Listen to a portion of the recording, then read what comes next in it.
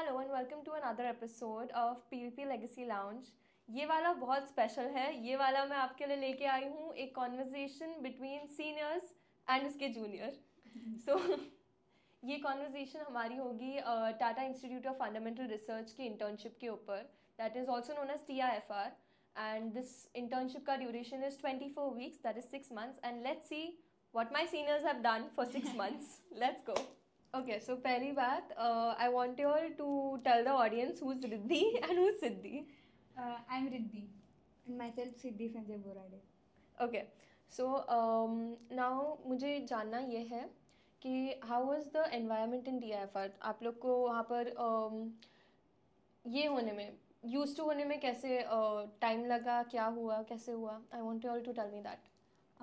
Actually हमें ज़्यादा tough नहीं गया क्योंकि मेरी जो टीममेट थी शुभ्रा साहब हम लोग पहले से ही साथ में थे, तो मुझे ज़्यादा डर नहीं लगता था। और हमारे जो मेंटर्स थे उन्होंने बहुत फ्रेंडली एनवायरनमेंट रखा था। ऐसे प्रेशर नहीं था काम का कि ये होना ही चाहिए, ये होना ही चाहिए, क्योंकि आदत की वजह से हम काम पहले ही ख़त्म कर लेते थे। तो एनवायरनमेंट बहुत अच्छा था। Okay.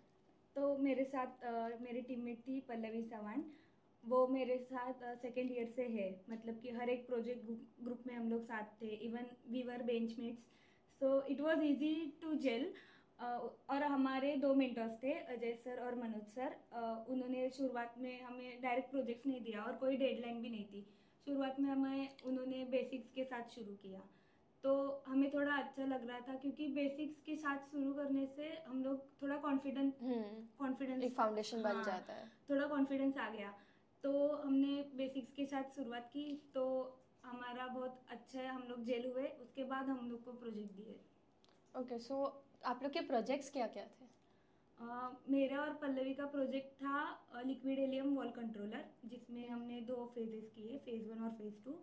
और दूसरा प्रोजेक्ट था टेम्परेचर मॉनिटरिंग सिस्टम। सो जो लिक्विड हेलियम वॉल कंट्रोलर था उसमें हम लोग ने C8051 यूज़ किया था माइक्रो कंट्रोलर। और टेम्परेचर मॉनिटरिंग जो था उसमें हम लोग ने बेसिक ESP32 पे ही किया था।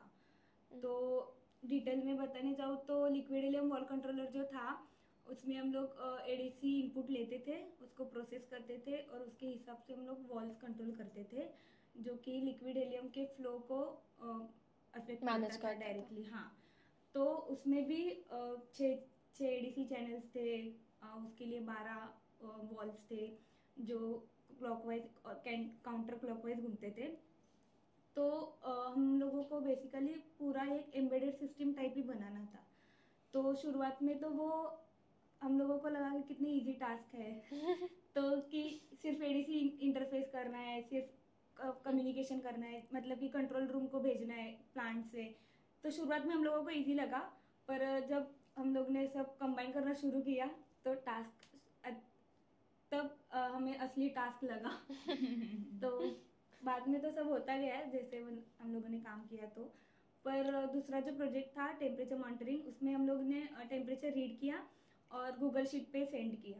तो ऐप स्क्रिप्ट वगैरह लिखी, उसके लिए जावा स्क्रिप्ट होती है, वो लिखी, और basic C program to read the temperature. ये था प्रोजेक्ट। एंड आपका? हमारा जो था, हमारा लिनक्स फॉइल स्ट्रिपर था। और उसके लिए हमने EFM BB1 micro controller use किया था जो C8051 पे बेस्ड है, इसलिए हमें उसका प्रोग्रामिंग वगैरह थोड़ा आसान लगा क्योंकि वो कॉलेज में सिखाया ही था। दूसरा जो प्रोजेक्ट था हमारा वो था लिक्विड हेलियम लेवल मीटर, जिसमें हम लिक्विड हेलियम जो है उसका हम लेवल मेजर कर रहे थे और उसे हम SSD जो रहता है 7 सेगमेंट डिस्प्ले, उसके ऊपर हम डिस्प्ले कर रहे थे। और तीसरा जो था वो था बीम प्रोफाइल मॉनिटर। उसमें हम बीम जो पास हो रही है ट्यूब में से उसका हम प्रोफाइल जो है वो मॉनिटर कर रहे थे और उसे हम कंट्रोल रूम में भेज रहे थे। तो हमारे जो सर थे जितेंद्र सर, उन्होंने उनका जो प्रोजेक्ट था हमारा लिनक्स फॉइल स्ट्रिपर, उनकी एक मतलब कॉन्फ्रेंस रहती है वहाँ पे उन्होंने वो प्रेजेंट भी किया था वो प्रोजेक्ट। तो इसलिए हमें थोड़ा प्रेशर था कि मतलब अच्छा जाएगा नहीं जाएगा, काम जो है वो टाइम से पूरा होगा क्या, क्योंकि सर को रियल लाइफ प्रेजेंटेशन भी देना था। लेकिन सपोर्ट की वजह से उनके सपोर्ट की वजह से हमारा हो गया। सो जो आप लोग ने ये प्रोजेक्ट्स किए, सो ये 2 ही जो प्रोजेक्ट्स आप दोनों ने पर ग्रुप वाइज किए, 6 मंथ्स के लिए यही चल रहा था फॉर 24 वीक्स? हाँ, मतलब कि हमारा मिड दिसंबर में शुरू हुआ था इंटर्नशिप, तो हमारा पूरा दिसंबर बेसिक्स लर्निंग में ही गया। फिर जो प्रोजेक्ट हाथ में आया उसके साथ भी हम लोगों को माइक्रो कंट्रोलर से यूज टू होना था। डायरेक्टली प्रोजेक्ट्स आप नहीं कर सकते क्योंकि वो माइक्रो कंट्रोलर का इंस्ट्रक्शंस, उसके अलग अलग SFRs वो सब भी देखने पड़ते हैं। तो हम लोग ने शुरुआत में जनवरी में सिर्फ माइक्रो कंट्रोलर रीड किया, उसको small small interfaces like LCD, ADC और जो भी कीपैड होता है वो किया। मतलब कि वो हमने कॉलेज में किया था, पर कॉलेज का जो माइक्रो कंट्रोल था वो C8051 के बेस था, तो थोड़ा सा इजी गया। पर बेसिक इंस्ट्रक्शंस तो हमको सीखने ही पड़ते हैं हर बार जब आप नया माइक्रो कंट्रोलर लेते हैं। तो वही हमने शुरुआत में किया। फिर हमारा प्रोजेक्ट स्टार्ट हुआ जब हमारा PCB आया, तो उसमें भी डीबगिंग, स्मॉल डीबगिंग जैसे कि ट्रैक वगैरह कुछ होता है चेंज करना। फिर उसके साथ कंपोनेंट माउंट करके वो क्या हम लोगों को क्या बोलते हैं उसको, वो कैसा वर्क कर रहा है, तो उसका हम लोगों ने देखा।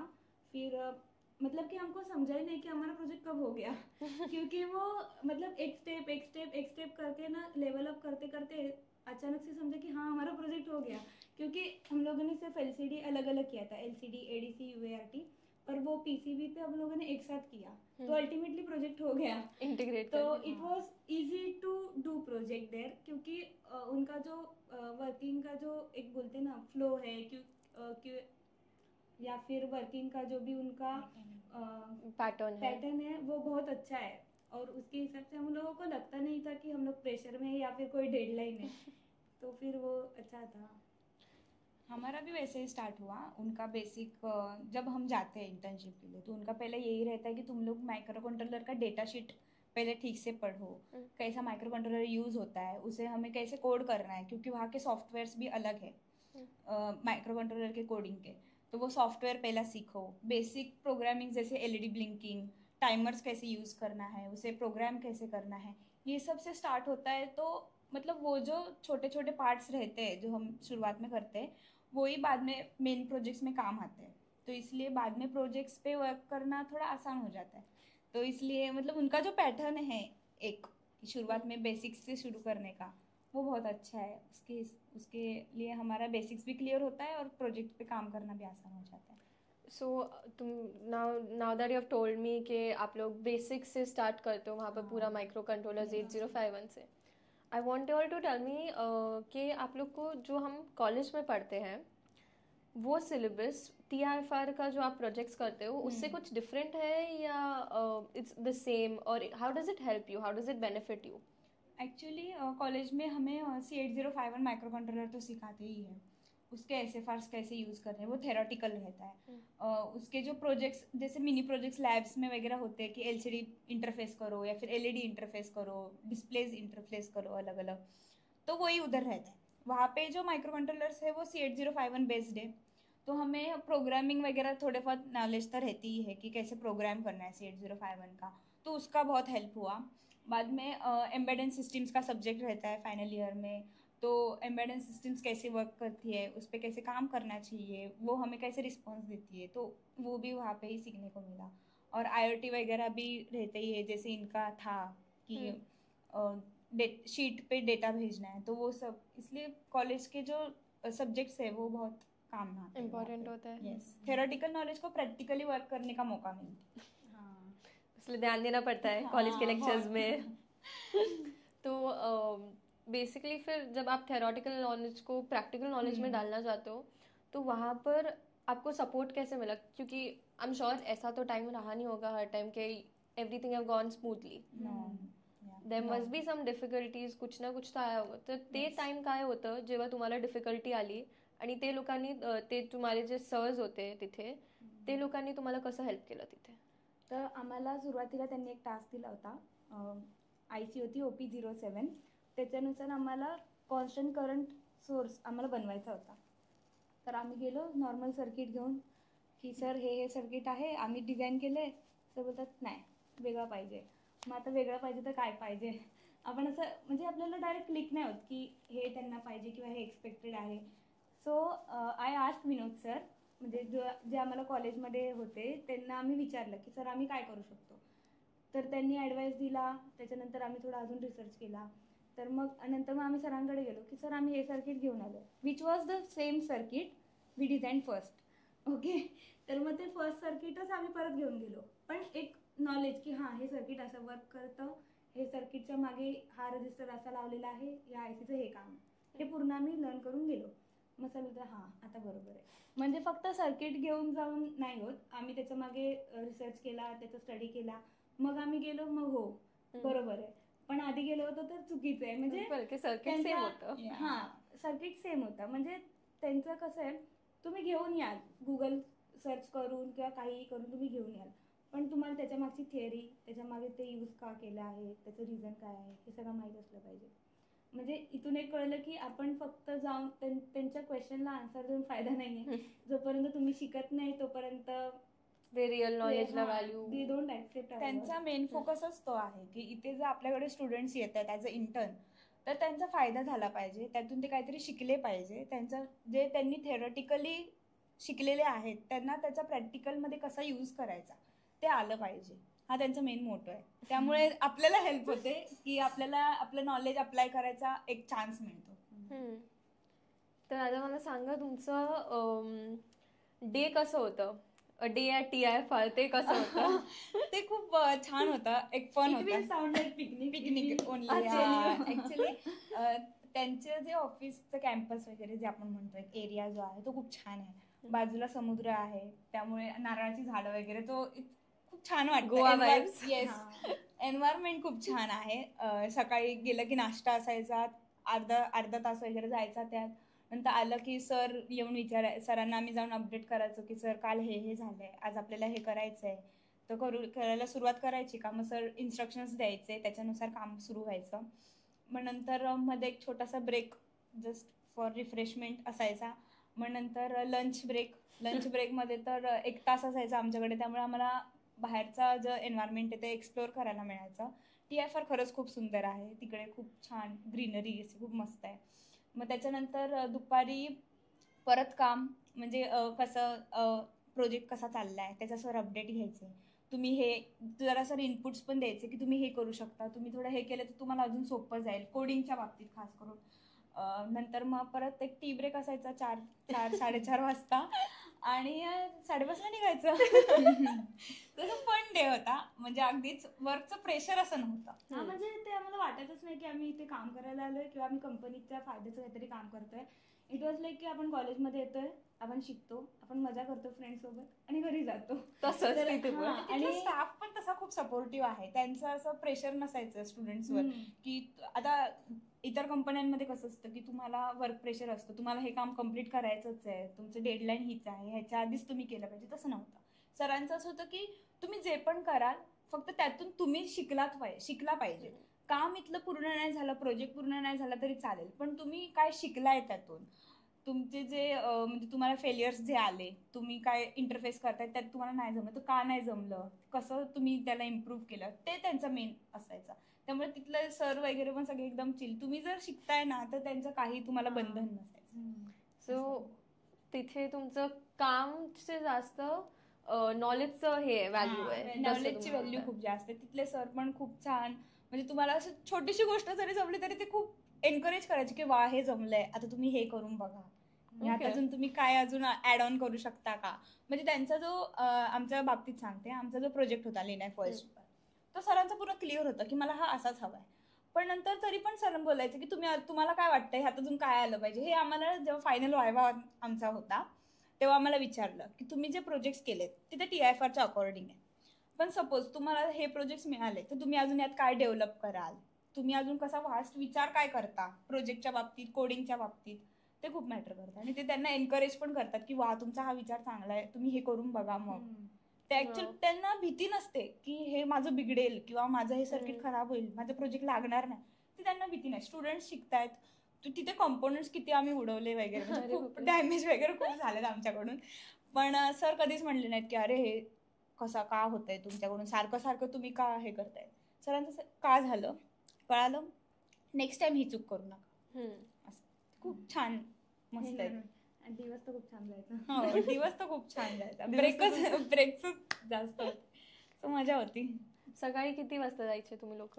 आमचा डे सुरू व्हायचा 9 वाजता आमची बस 9 वाजता शार्प TIFRच्या कॅम्पसमध्ये आणि एंड व्हायचं 5:30ला, आम्ही बस पकडून घरी. तर मग असा दिवस सुरू व्हायचा ना, मग नंतर सकाळ सकाळी सर आले बेंचवर की काय झालंय तुमचं. मग आम्हाला थोडं टेन्शन यायचं की आज काय झालं, आपण काय चुकलो, आज काय झालं, आपलं काल काय चुकलं.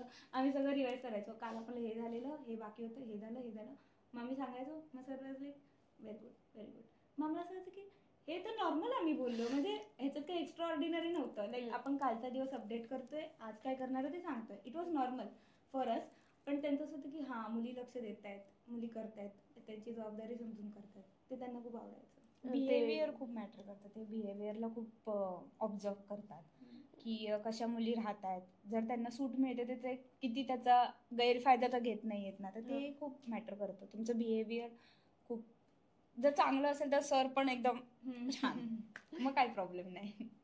मी तेच विचारणार होते ऍक्च्युली. आता जेव्हा तुम्ही असे काहीतरी मोठे इन्स्टिट्यूटमध्ये जातात शिकायला, नाहीतर काहीतरी नॉलेज गेन करायला, तेव्हा तुम्हाला काय वाटतं की तुम्ही कसं स्वतःला कॅरी करताय, ते महत्वाचं आहे का, ते दिसतं का लोकांना? खूप महत्वाचं आहे.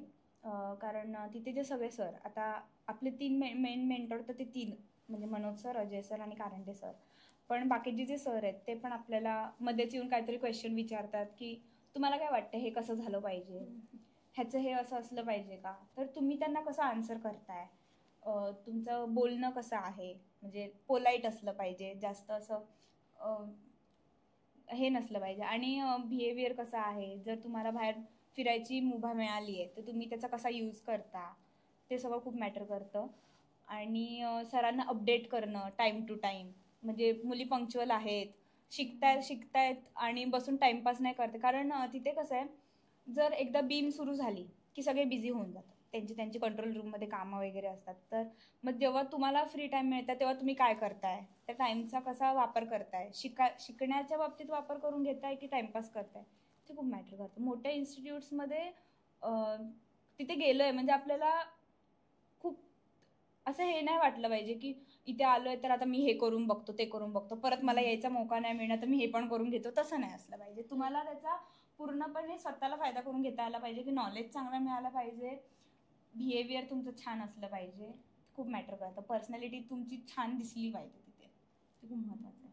आणि जेव्हा तुम्ही इथून निघाले, when you all were getting ready to go to TIFR, what was the steps of preparation that you all did?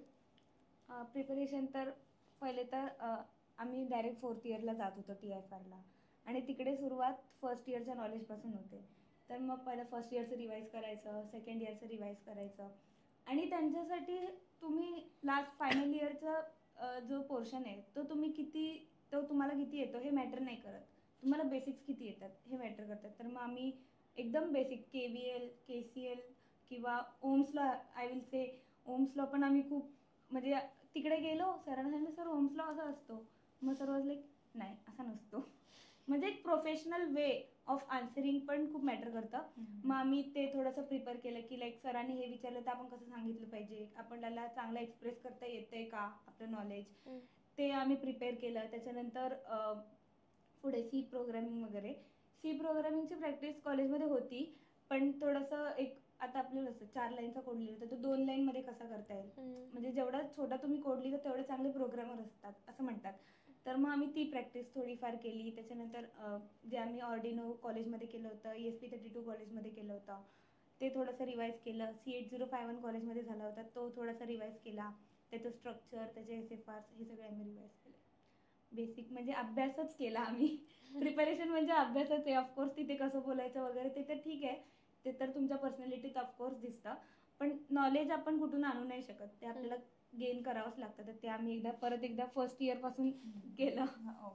From scratch एकदम पुरा सुरू केला. आणि आपल्या कॉलेजमध्ये इंटर्नशिप एक थर्ड इयरला आणि 4th इयर असे 2 टाइम इंटर्नशिप असते, 5th सेमिस्टर आणि 8th सेमिस्टर.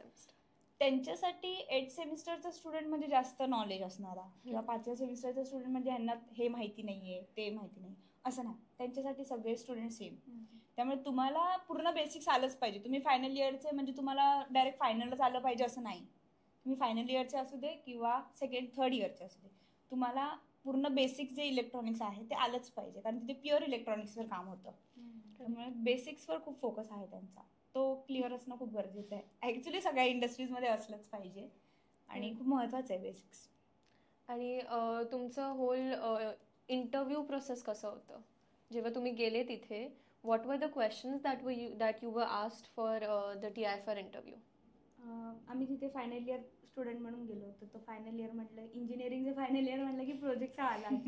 तर आमचा तर 1 वर्षाचा प्रोजेक्ट होता ऑफकोर्स, 6वा आणि 7वा सेमिस्टर. तर त्यांनी त्या प्रोजेक्टबद्दल विचारलं. काय प्रोजेक्ट होता तो? आमचा होता irrigation system which we implemented in our college garden, kitchen garden basically. आम्ही किचन गार्डनसाठी 2 स्प्रिंकलर्स आणि ऑटोमेटेड इरिगेशन सिस्टीम आम्ही बसवली, जी स्पेसिफिक टाईमला ऑन होते आणि स्पेसिफिक टाईमला ऑफ होते, no need of human intervention. तर मग ती आमची सिस्टीम होती, ती आम्ही एक्सप्लेन केली. सर आम्ही असा असा वॉल लावला होता, असं असं हे. मग ते लगेच, तुम्ही वॉल लावला होता का, ठीक आहे, मग तुम्ही लिक्विड हेलियममध्ये जावा, लिक्विड हेलियमचा प्रोजेक्ट करा. असं आम्ही सिलेक्ट झालो. ॲक्च्युली त्यांचं कसं आहे, तुला एक बेसिक माहिती आहे वॉलबद्दल, तर तू वॉलचा प्रोजेक्ट कर, कारण का त्यांना एक्स्ट्रा एक्सप्लेन करायची गरज नाही. मग बेसिक म्हणून ते जास्त बेसिकवर टाइम पण वाचून, टाइम वाचतो. ते बाकीचं बेसिक तर ठीक आहे, ते तर आपल्याला शिकावंच लागतं. पण प्रोजेक्टवर काम करून तुम्ही काय शिकलात ते तिकडे त्यांच्या कामी येईल का हे पण ते बघतात. म्हणजे आता आमचा इंटरव्ह्यू झाला, तो पूर्ण प्रोजेक्टवर होता. तुमचा काय प्रोजेक्ट होता, काय केलं आणि कसं तुम्ही शिकलात वगैरे. तर मग त्या प्रोजेक्टनुसार त्यांनी आम्हाला त्यांचे प्रोजेक्ट्स दिले. तर मग आम्ही सॉलिनॉइड वॉल यूज केला होता इरिगेशन सिस्टीममध्ये. मग आम्ही त्यावरूनच आम्ही तिकडे वॉलचा प्रोजेक्ट केला, लिक्विड हेलियमचा.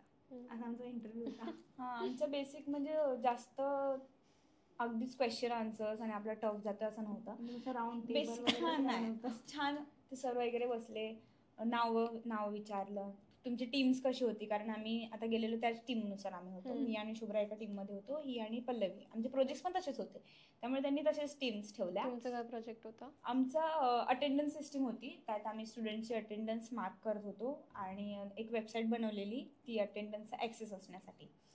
तर त्यामुळे मग त्यांचं बेसिक विचारलं आम्हाला की कसं तुम्ही फिंगरप्रिंट सेन्सर आम्ही यूज केलेला, तर तो कसा इंटरफेस केला, कुठला मायक्रो कंट्रोलर यूज केला, त्याचं कोडिंग कसं केलं, कुठली लँग्वेज वापरली वेबसाईटसाठी, असे क्वेश्चन्स होते. बेसिक्स प्रोजेक्टवर आमचं जास्त फोकस होता त्यांचा. फायनल इयरला गेलो होतो, त्यामुळे त्यांनी प्रोजेक्टवरच जास्त विचारलं. आणि नंतर तुमचं जेव्हा इंटर्नशिप संपायला आली तेव्हा तुमचं कसं होतं, लाइक वाइवाज एंड सबमिशंस और वो सब की वजह से फिर तब प्रोसेस कैसा था, तब रूटीन कैसा था? फिर ॲक्च्युली आम्ही वायवासाठी खूप घाबरलेलो होतो, कारण की TIFRचा वायवा म्हणजे सगळे तिथे जे आम्ही ज्या डिपार्टमेंटमध्ये काम करतो तिथले सगळेच असतात तिथे वायवामध्ये, तर सगळेच क्वेश्चन्स वगैरे विचारतात. पण आम्ही खूप घाबरलो. आमचं असं झालेलं की म्हणजे कसा जाणार, काय क्वेश्चन्स विचारतील. आम्ही पूर्ण प्रिपरेशन सगळं इन डिटेल एकदम बेसिक्सपासून सगळं करून गेलेलो. प्रेझेंटेशन आम्हाला PPT बनवायचा होता, तो PPT बनवलेला, त्यात नीट प्रोजेक्ट्स बरोबर लिहिलेत का, जे माहिती लिहिले ते आपल्याला माहिती आहे का, ते सगळं खूप महत्त्वाचं आहे ओव्हरऑल. मग ते आम्ही सगळं प्रिपेअर वगैरे करून गेलो. सरांनी प्रेझेंटेशन बघितलं, क्वेश्चन्स बेसिक्स विचारले, ज्याचे आन्सर्स तर इझी की हा रिले वापरलाय तर का वापरलाय, ह्याच्यासाठी स्विचिंग सर्किटरी काय वापरले, ते सगळे होते क्वेश्चन्स. आणि नंतर मग सर्व like okay done, next group. आम्हाला असं झालं की खूप छान, आमचं हे अशी फीलिंग फक्त एका कारणामुळे आली, because discipline in the work. जर का तुमच्या कामामध्ये तुमची डिसिप्लिन असेल तरच तुम्हाला म्हणजे कितीही कठीण वायवा असू दे किंवा PPT असू दे किंवा काही म्हणजे एक्झाम असू दे, ती इझी जाते. आता मी वायवा दिला, त्याच्यानंतर त्यांनी एकच क्वेश्चन विचारला, तुम्हाला ॲड ऑन काय करायला आवडेल या प्रोजेक्टमध्ये, आम्ही तो दिला. त्या आन्सरवर सगळे इतके खुश. त्यांचं असं झालं की ह्या मुलींना माहिती आहे यांनी काय केलंय आणि ह्यात काय इम्प्रूव्ह करू शकतात आणि त्यांच्या चुका काय झाल्यात, त्यामुळे ते खूप इम्प्रेस झाले. आमचं असं झालं की बेसिक आहे ना, म्हणजे आमची ही चूक झाली आणि ही चूक व्हायला नाही पाहिजे होती. त्यांचं झालं मुलींना माहिती आहे की चूक कुठे झाली आहे त्यांची आणि ही का नाही व्हायला पाहिजे होती. आम्हाला त्यांनी एक क्वेश्चन विचारलं, तुमच्यासाठी सगळ्यात टफ चॅलेंज काय होतं आमचं. आणि तेवढ्यात एक मनोज सर जे यांचे आहेत त्यांनी बोलले, आमच्यासाठी खूप महत्वाचं म्हणजे आमचं खूप टफ चॅलेंज होतं. आम्ही शॉक झालो, म्हणजे आम्ही काय चूक केली आहे का, म्हणजे एवढं टफ काय सरांना झालं, सर अचानक बोलले की माझ्यासाठी खूप टफ होतं. आणि आम्ही पूर्ण टेन्शनमध्ये काय झालं सरांना. सर वॉज लाईक की ह्या दोघींमधला डिफरन्स कळणं, कोण रिद्धी आणि कोण सिद्धी. हे आमचं सगळं टफ, म्हणजे आमचं असं झालं की म्हणजे ते आमच्यासाठी पण टफ असतं. म्हणजे एकदम टेन्स होतं वातावरण, एकदम कॅज्युअल झालं. कॅज्युअल वातावरण झालेलं आहे. त्यामुळे असं म्हणजे खूप छान. त्यांचा तुम्ही प्रोजेक्ट्स काय केले ह्याच्यापेक्षा त्यांचा मेन मोटिव्ह हा होता की तुम्ही कसं त्या प्रोजेक्टला अजून इम्प्रूव्ह कराल, टफ चॅलेंजेस जे तुम्हाला आले आणि फेल्युअर्स मधून तुम्ही काय शिकला. हे 3 क्वेश्चन्स खूप महत्वाचे होते त्या वायवामध्ये आणि त्याच्यावरून त्यांनी आम्हाला मार्क्स दिले किंवा जज केलं. त्यामुळे ते खूप इम्पॉर्टंट आहे. तुम्ही फेल्युअर्स मधून कसे शिकता आणि ते परत तुम्ही तुमचं ते इम्प्रूव्हाइज झालं पाहिजे की नेक्स्ट टाइम ती चूक नाही झाली. हो, कारण ते फेलियर्स मधून असं नो उभर के बाहर आना is a very big thing. बहुत इम्पॉर्टंट है वो. Yes, that is true. So what was the motivation behind choosing TIFR as your last internship, like final year internship? हमने 5th सेम में इंटर्नशिप की थी, तो हमारे बैच में जो TIFR में गए थे उनको भी बहुत मज़ा आया TIFR में. तो उनका मैंने सुना कि इनका इंटर्नशिप ऐसा गया ऐसा गया ऐसा. अरे वाह, हमने क्यों नहीं चूज़ किया, हमें भी करना चाहिए था. तो एक फीलिंग ऑफ रिग्रेशन थी मेरे मन में कि मुझे तो TIFR जाना ही है. अगर 8th सेम में मुझे चांस मिला तो मैं तो नहीं छोड़ने वाली. बाकी क्लासमेट्स देख लो, क्योंकि मैं तो जाने वाली हूँ, ऐसा मेरा था. क्योंकि 5th सेम में हमें कोई भी इंटरव्यू का एक्सपीरियंस नहीं था, कैसा इंटरव्यू होता है, और कोई कंपनी का हमें एक्सपीरियंस भी नहीं था. First time internship. हाँ, फर्स्ट टाइम इंटर्नशिप थी. तो उनका हमने इंटरव्यू का सुना, उनका जो भी था इंटरव्यू कैसे गया, क्या वो पूछा वगैरह. तो मैंने सोचा हम क्यों नहीं गए, ये अपॉर्चुनिटी मिस नहीं करनी चाहिए. तो मैंने 8th से में तो हम फिक्स किया ही था कि मुझे जाना है. तो ये तो था ही. और फिर मेरिट के हिसाब से हमें टीम लगी कि हम लोग TIFR, फिर लगा हाँ फाइनली हम जा रहे हैं. तो ये अच्छी फीलिंग थी TIFR में जाने की, क्योंकि जो भी स्टूडेंट्स आते हैं ना वहाँ से, उनका आप सुनोगे तो हमेशा अच्छा ही रिस्पॉन्स रहेगा. क्योंकि उधर का एनवायरनमेंट बहुत अच्छा है और उधर कोई डेडलाइन नहीं है. आप अपने हिसाब से काम करो, अपने मालिक. तो बस डिसिप्लिन में रहो. बस डिसिप्लिन में रहो और आपसे काम निकलना चाहिए मतलब कि नॉलेज आपको मिलना चाहिए. हाँ, जब भी आप बताने जाओ कि आप क्या सीखे, तो कुछ तो होना चाहिए बताने के लिए कि मैं ये सीखा और मेरे कॉलेज से मुझे ये मिला और मैंने ये यहाँ पे सीखा. तो दोनों मिला के आप थोड़ा सा लेवल अप हो गए नॉलेज के बारे में, ये इम्पोर्टेंट है. तो मेरा तो था ही कि मैं जाने वाली हूँ. TIFR था कि फाइनल ईयर में TIFR ही जाना है. बहुत तो मतलब और अच्छा लगता है अब कि अच्छा हुआ चूज किया, क्योंकि मज़ा आया, बहुत मज़ा आया. मतलब कि कॉलेज में गवर्नमेंट कंपनी होना इंटर्नशिप के लिए अवेलेबल, वो बहुत बड़ी बात है. और अगर हो तो क्यों छोड़े वो मौका. पॉइंट है. तो TIFR is one of the best, so why not. इसलिए that's not a question there. That's why we are here today. No, but seriously, तो how was it, like was it competitive जब selection process चल रहा था जैसे आप लोग ने बताया, बट मेरिट लिस्ट था तो उसके लिए कॉम्पिटिटिव था, पहले से मालूम था कि ये मेरिट लिस्ट के हिसाब से होना है? हाँ, TIFR के लिए मेरिट लिस्ट के हिसाब से ही सिलेक्शन होता है. मतलब जो फर्स्ट रहते हैं उनको पहला प्रेफरेंस रहता है कि तुम लोग को कहाँ पे इंटर्नशिप करना है. तो वैसे था. और पहले हम शायद 3rd 4th 5th 6th ऐसा हमारा 9 में नंबर था चारों जन का. तो पहले जो थे उनका इंटर्नशिप हो चुका था TIFR में, इसलिए उनका ऐसा था कि हम और कुछ एक्सप्लोर करेंगे, इसलिए हमें चांस मिला जाने का इंटरव्यू के लिए. ऐसा got the opportunity and grabbed it. Yeah. So now I would like to ask you, as you have gone to the internship, you all are ex-interns at TIFR. हम जैसे आपके जूनियर्स को, the audience को एक ऐसा क्या message देना चाहोगे जो you have learned from there also and लोगों को प्रोत्साहित भी करे आगे जाने के लिए वहाँ पर? जो मेरा एक्सपीरियंस रहा है TIFR का, उस हिसाब से वो बहुत अच्छी कंपनी है. और बिल्कुल भी डरो मत. उधर इंटरव्यू होता है तो इसका मतलब ये नहीं है कि आप डर के मारे कि नहीं मुझे तो नहीं जमेगा, फिर इंग्लिश में कैसे बात करेंगे, मैं तो नहीं जा सकती. ये सब डर पहले छोड़ दो, क्योंकि उधर बहुत कैजुअली बात करते हैं. आपको लगेगा भी नहीं कि कोई इंटरव्यू चल रहा है. इसका मतलब ये नहीं कि आप कुछ भी बोलो. थोड़ा डिसिप्लिन में रहना और आप अगर अपने क्लासमेट्स के साथ जा रहे हो तो आपका टीम वर्क बहुत अच्छा होना चाहिए, आपके टीममेट के साथ आपका जो भी इक्वेशन है वो बहुत अच्छा होना चाहिए, वो बहुत इम्पोर्टेंट है। तो मैं तो यही सजेस्ट करूँगी कि आपको अगर अपॉर्चुनिटी मिल रही है तो जाओ, डरो मत। और आपका सिलेक्शन हो गया तो बहुत अच्छे से काम करो, बहुत डिसिप्लिन से काम करो, भले ही कम हो पर जो भी आप सीखो वो बहुत मैक्सिमम सीखो, मैं सजेस्ट करूँगी। यही बात है। और डिसिप्लिन बहुत इम्पोर्टेंट है वहाँ पे।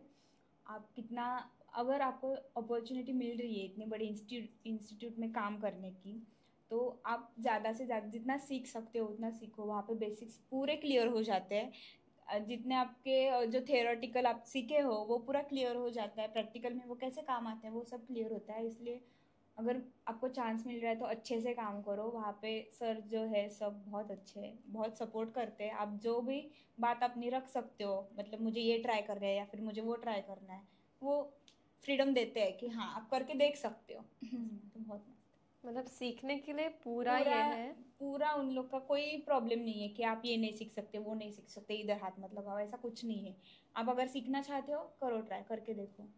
So where there's a will, there's a way. And jao TIFR, if you get the opportunity, grab it.